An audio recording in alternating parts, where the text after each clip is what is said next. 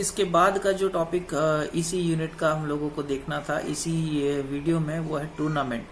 Tournament को अगर हम लोग साधारण भाषा में हिंदी में समझें तो वो होता है खेल कूद की प्रतियोगिता, इवेंट, कंपटीशन। और टूर्नामेंट में जो मैचेस या टूर्नामेंट में जो अंतर है कि मैच कई बार ऐसा हो जाता है कि सिंगल दो लोगों का, दो टीमों का अलग अलग मैच है, लेकिन टूर्नामेंट्स में कई सारी टीमें एक साथ पार्टिसिपेट करती हैं और उसके अंदर, टूर्नामेंट्स के अंदर हम लोग कई सारे गेम्स को भी इंक्लूड कर सकते हैं।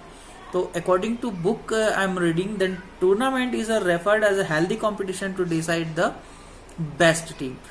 इन other words, it is a competition to indicate the winner or top ranked teams. It is a sports festivals where the teams are play against each other in cognical way. Tournaments are essential and the most important part of physical education curriculum.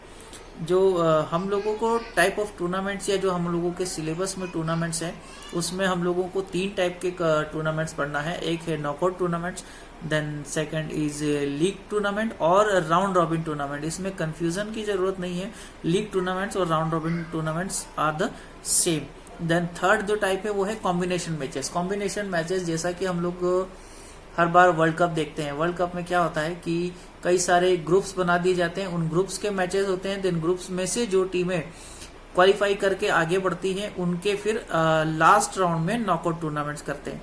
तो ये combination है league tournaments और knockout tournaments का। Confusion की इसमें need नहीं है। अगर आप लोगों को किसी टाइप का कोई कंफ्यूजन होता भी है तो उसके लिए मुझसे आप पूछ सकते हैं। तो यहाँ पे जो टूर्नामेंट्स हैं, टाइप ऑफ टूर्नामेंट्स हम लोगों को पढ़ने हैं, नॉकआउट, लीग और round robin. Then combination matches. Combination matches में कई सारे टाइप्स हैं, जैसे league cum knockout, double league tournament या सीडिंग टूर्नामेंट, चैलेंजेस टूर्नामेंट या पिरामिड टूर्नामेंट्स। तो ये हम लोगों को केवल स्टडी के लिए है, लेकिन जो क्वेश्चंस आएंगे वो स्पेशली केवल 3 टूर्नामेंट पे बेस्ड आएंगे, लीग टूर्नामेंट, नॉकआउट टूर्नामेंट्स और कॉम्बिनेशन मैचेस। सबसे पहले होता है नॉकआउट टूर्नामेंट्स। नॉकआउट टूर्नामेंट्स में ये होता है only that team is allowed to play in further matches which is win. जो टीम जीत रही है वो ही आगे जाती है, हारने वाली जो डिफीटेड टीम है वो कंपटीशन से बाहर हो जाती है। जिसको अगर हम लोग सिस्टमेटिक ढंग से किसी डेफिनेशन के थ्रू अगर पढ़ें तो इन knockout tournaments a team is continue to play further matches as per schedule till defeated. Means जब तक कोई टीम डिफीट नहीं होती वो फर्दर मैचेस, आगे के मैचेस को कंटिन्यू कर सकती है, खेलना, आगे के मैचेस में कॉम्पीट करना कंटिन्यू कर सकती है। लेकिन अगर वो डिफीट होती है तो वो टूर्नामेंट से बाहर हो जाती है। Then same as league tournament में, लीग टूर्नामेंट में ये होता है कि league tournament are also named as a round robin tournament. In such tournaments, every team has to play in each and every teams with the other respective teams for winning or draw or defeat. इसमें क्या होता है कि in this tournament maximum numbers of teams can participate and when they play, if they win they get 1 point, if they defeat, if they win they get 3 points, if they defeat they get 2 points, and if the match is a draw, 1 equal point is given to both teams. Then उनके जो sequence, जो numbers हैं, जो points हैं, उनके base पे उनको आगे के राउंड्स के लिए क्वालिफाई करना होता है। जिनके रैंक्स होंगे ज़्यादा, जिनके पॉइंट्स स्कोर, जिनका स्कोर ज़्यादा होगा वो आगे के राउंड के लिए सिलेक्ट होंगे। देन कई सारे एडवांटेजेस हैं लीग टूर्नामेंट के, कई सारे डिसएडवांटेजेस हैं लीग टूर्नामेंट के। सेम एज जो हम लोगों का नॉकआउट टूर्नामेंट है उसके भी कई सारे एडवांटेजेस और डिसएडवांटेजेस हैं। तो सबसे पहले जो हम लोग अगर नॉकआउट टूर्नामेंट की बात करें तो जो डीमेरिट्स हैं नॉकआउट टूर्नामेंट्स के, कि गुड टीम में गेट एलिमिनेटेड। कई बार क्या होता है कि जब कोई गुड टीम है लेकिन एक मैच में अगर उनका परफॉर्मेंस ठीक नहीं है तो वो एलिमिनेट हो जाते हैं टीम से, उनको नेक्स्ट चांस नहीं मिलता।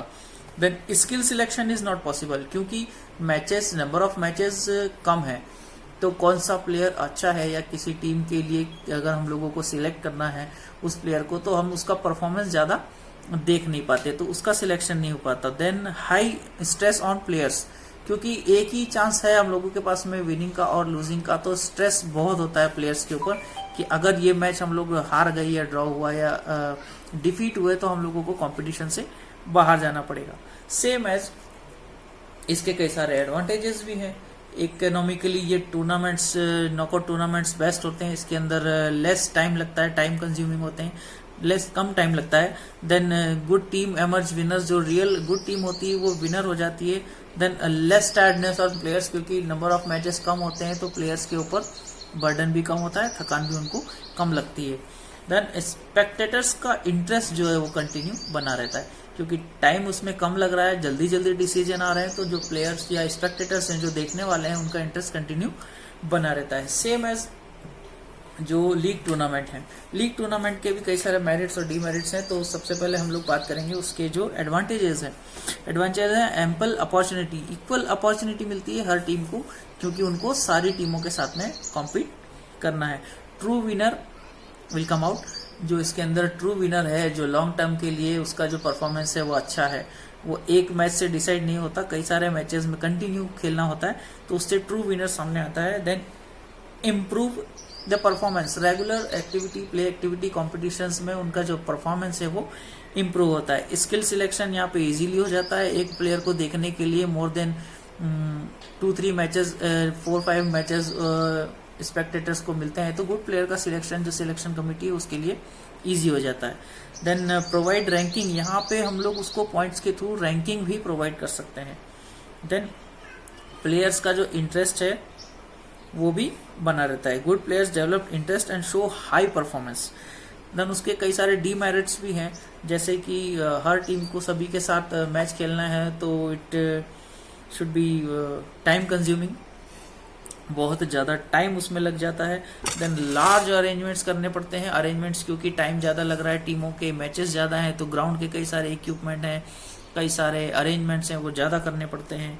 लेस इंटरेस्ट ऑफ स्पेक्टेटर्स, क्योंकि एक ही टीम को बार बार खेलते देखना है तो उनका इंटरेस्ट थोड़ा सा कम हो जाता है।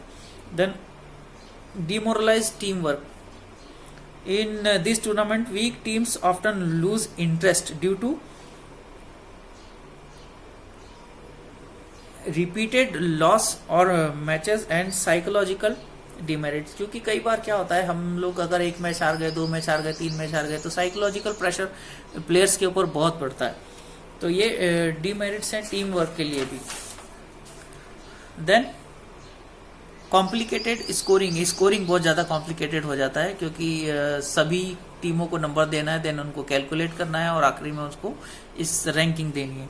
देन लॉट्स ऑफ इंजरीज, क्योंकि बहुत सारे मैचेस होंगे, बहुत सारे टाइम पे ग्राउंड पे प्लेयर्स को रहना पड़ेगा, तो ऑब्वियसली इंजरीज का तो स्पोर्ट्स में थोड़ा फियर बना ही रहता है।